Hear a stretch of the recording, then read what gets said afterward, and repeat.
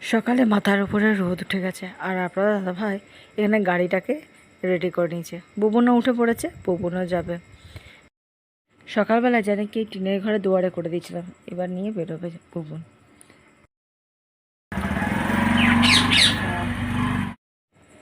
বাড়ির বাইরে বেরোলেই এই পাড়ার যে কুকুরগুলো আছে সেগুলো তো জানির কাছে চলে আসে, একটু খেলা করা চায়, তারপরেই জানি কিন্তু মর্নিং ওয়াকের জন্য বেরিয়ে পড়বে।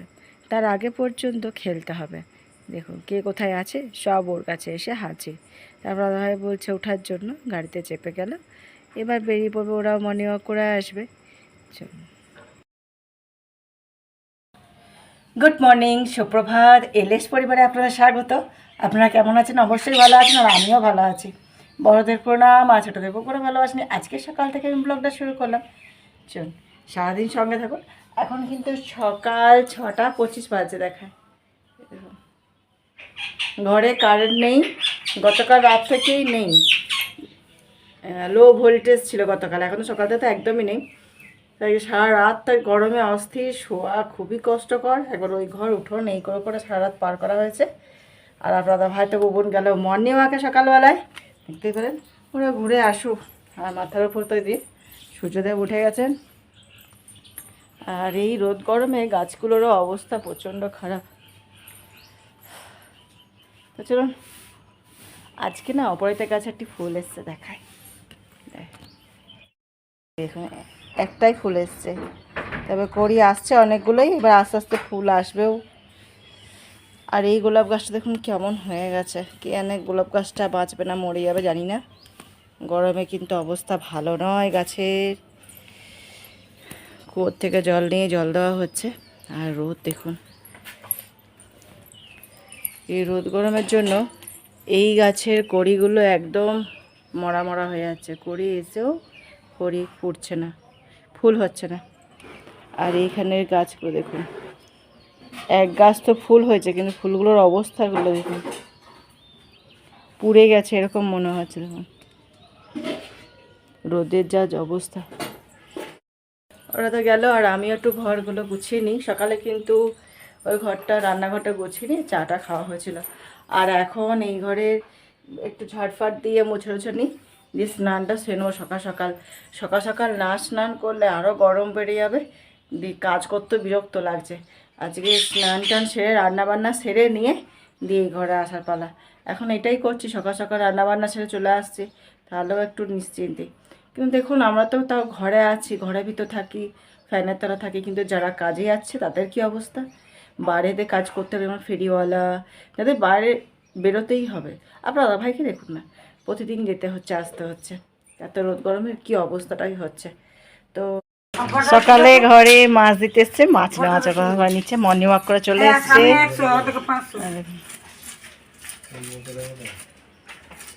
কি মাছ?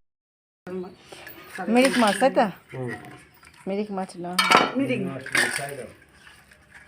ওই মাছটা নিলে দেখিয়ে দিলাম মাছটা। এই মাছ মর্নিং ওয়াক করে এসে এবার পড়তে যাবে। ওকে ছাতুর শরবত একটু বলে দিলাম, আর বন্ধু রাখতে এসছে। স্নান টান সারা হয়ে গেছে, আর পুজো সারা হয়ে গেছে। পুজো সেরে নিয়ে রান্নাঘরে চলে এসেছি। এইখানে তো উঠছে, পেঁয়াজ ভাজা চলছে। আপনার হয়তো খেয়ে বেরোবে রুটি শসা করে। আর আপনার ভাই কিন্তু আমাকে সবজি কেটে দিয়েছে, এমনিতেও সবজি কেটে দেয়, আমার করে সাহায্য করে। তো সেই সকল তো কেটে দিয়েছে। আর এদিকে জানিয়ে ভাত বসিয়ে দিয়েছি, চটপট এবার রান্না বান্না সারা পালা। বুঝলেন, এখন বাজছে 9টা। তো সেটা ভেজে নিই, ভেজে দিয়ে নিয়ে আপনাকে খেতে দিয়ে দেবো। আর এই যে শসাও কেটে নেওয়া হয়েছে, রুটি দিয়ে দিলেই ব্যাস, আর ভাজাটা নামিয়ে দেবে। আপনার তো ভাই খাওয়া দাওয়া তো হয়ে গেছে, দোকানের জন্য বেরোবে।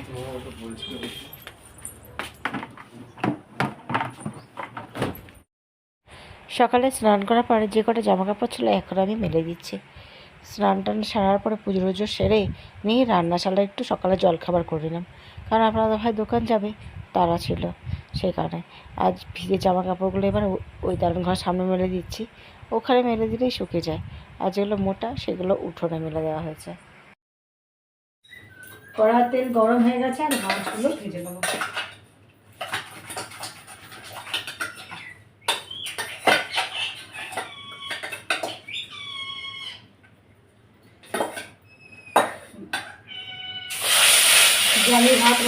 নিয়েছি, মাছগুলো ভেজে মাছের ঝোলটাও বসিয়ে দেবো।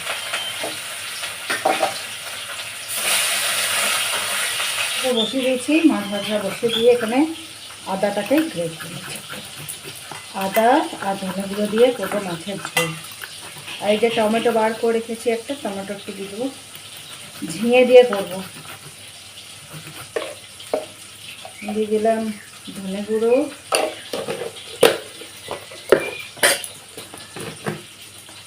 পরিমাণ মতো নুন,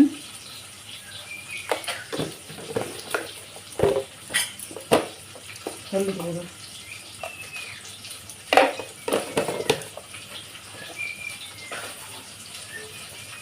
আর দিয়ে দেবো একটু সামান্য জল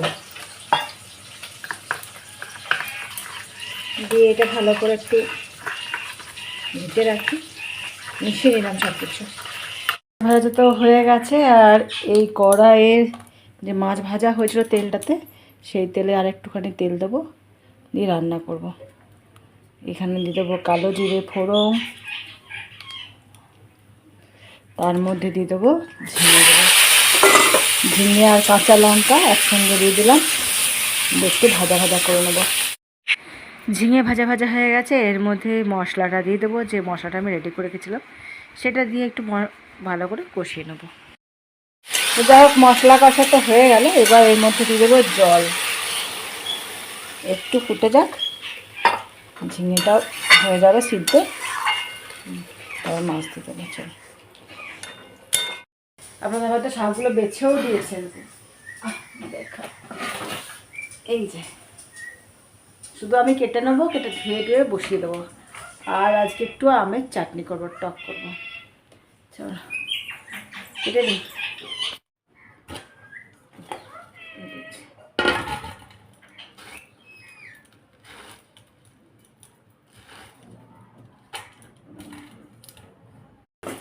ঝোলটা হয়ে গেছে, তো ফুটছে, এখন মাছগুলো দিয়ে দেবো। চল, মাছগুলো দিয়ে দিয়েছি, আর একবার সাঁতলে নেবো এটা।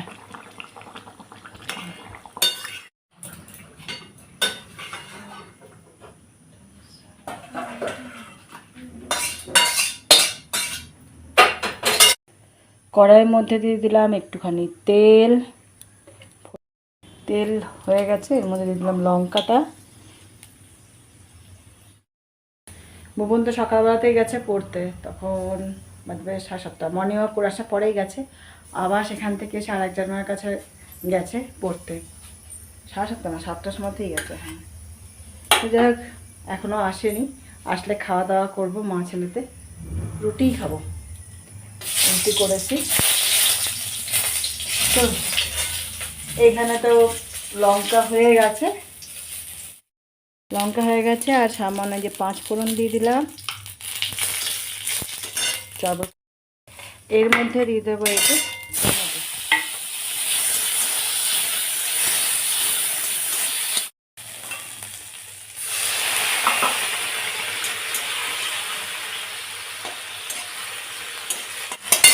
এর মধ্যে দিয়ে দিলাম মাছের ঝোল।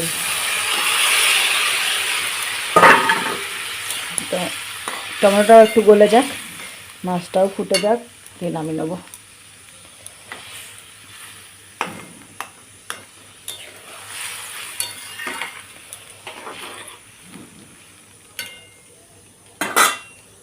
আর এই যে সবজিগুলো কেটে এখানে সব রাখা আছে, খোসাগুলো, এগুলো চল ওইদিকে দিতে হবে।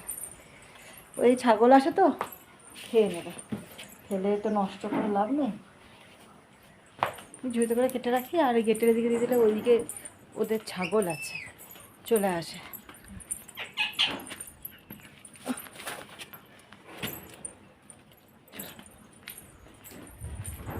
রোদ দেখছেন, চোখগুলো এখনই জ্বালা করছে, 10:30 বাজে। তার মধ্যে গ্রীষ্মকালে হালকা পাতলা রান্না খাওয়াই ভালো। হয়ে গেছে রান্না, ভাজবো কড়াইয়ে।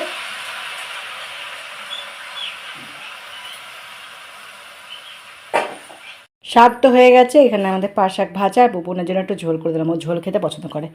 আর এইখানে আম কেটে নিয়েছি, আমের চাটনি বসিয়ে দেবো, কড়াইয়ে তেলও দিয়ে দিয়েছি। একটা লঙ্কা ফোড়ন দিয়ে দিলাম, আর দিয়ে দেবো কটা সর্ষে। এবার আমগুলো দিয়ে দেবো।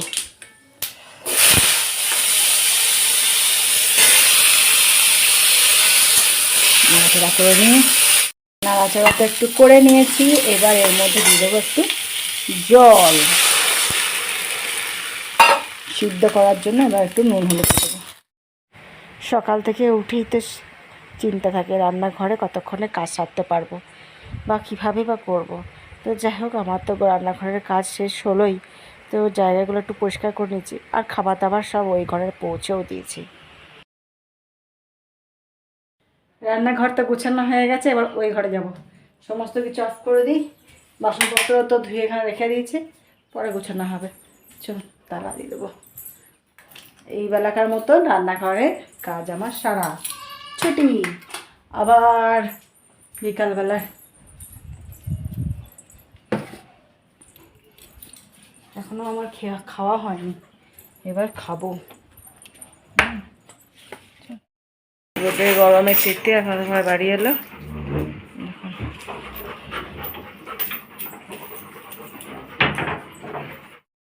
আপনার দাদাভাই যেহেতু বাড়ি চলে এসছে, এবার খাবার বেড়ে নিচ্ছি দুপুরে। তো তিনজনে মিলেই খেতে বসবো। আর রান্না যা করেছিলাম, মাছের ঝোল, পাট শাক ভাজা, আমের টক, এই সকলেই। চলুন এবার খাওয়া দাওয়াটা দুপুরে সেরে নেওয়া যাক। জলের মতন বেলা বইছে। দুপুরে ভাত খেতে না খেতে বিকালবেলায় আবার চা নিয়ে বসলাম। আপনার দাদাভাইকেও চা দিয়েছি, আর আমি এখানে বসে চাটা খেয়ে নিচ্ছি। আর রোদের আঁচ কিন্তু এখনও বেশ ভালো আছে। এখন বিকাল 5টা বাজবে এরকম সময়, আর এমনিতেও এখন তো বেলা বড়, তো 6টা পর্যন্ত রোদ থাকে। তো চলুন আমি বিকালে বসে চাটা খেয়েই নিই। দুপুর গড়ি তো রাত হয়ে এলো, আর আমি কিন্তু জামা কাপড় ছেড়ে নিয়েছি, একবার গা ধুয়ে নিয়েছি। এত গরম থাকা যাচ্ছে না। 2-3 বার তো হয়ে যাচ্ছে। তো এখন আমার জল নিয়ে দিয়ে নাইটি পরে নিয়েছি। এবার কতগুলো বোতল আছে জানেন জল ভরতে। ফ্রিজে তো মোটে বোতলের জল থাকছে না, আর খালি ঠান্ডা জলটা যেহেতু টানাচ্ছে, এইখানে জলের বোতলগুলো বার করে নিয়েছি। জলে ভরে আবার ফ্রিজে স্টোর করব। আর ওবেলা একটু মাছের ঝোল আছে বুঝলেন, তো মাছের ঝোল, আর আমি তো জল ছাকা ভাত খাবো। ওদের জন্য কটা রুটি করে দেবো রাত্রেবেলাতে। তো এই হচ্ছে আজকে সারাদিনের কাজকর্ম। ভুবন গেছে একটু পড়তে, চলে আসবে একটু পরে। যেমনিতে এবার এই ঘর ওই ঘর করছে, ফ্যান তো বন্ধ করে রাখা যাচ্ছে না। আর আপনার সাথে কথা বলার জন্য ফ্যানটা একটু বন্ধ করলাম। তো চলুন, আজ সেরকম কিছুই নেই। ঘরে যেটুকু টুকুটাকি কাজ আছে সেগুলো সারি, দিয়ে ঘরে রান্নাবান্নাটাও সেরে নিতে হবে। গতকাল তো রাতে কারেন্ট ছিল না, খুবই অস্বস্তিতে পেরিয়েছে সারা রাতটা। আজকে আবার কী হয় জানি না। তো কাজটা সেরে নিয়ে দিয়ে বসতে পাবো। তো চলুন, আর সেরকম কিছুই নেই। তো আজকের মতো ব্লগটা আমি এখানেই শেষ করলাম। সুস্থ থাকুন, ভালো থাকুন, আর শরীরের যত্ন নিন। গুড নাইট, শুভরাত্রি, আর হাসতে থাকুন। জানি ওই ভিতর ঘরের খাটের তলায় শুয়েছে।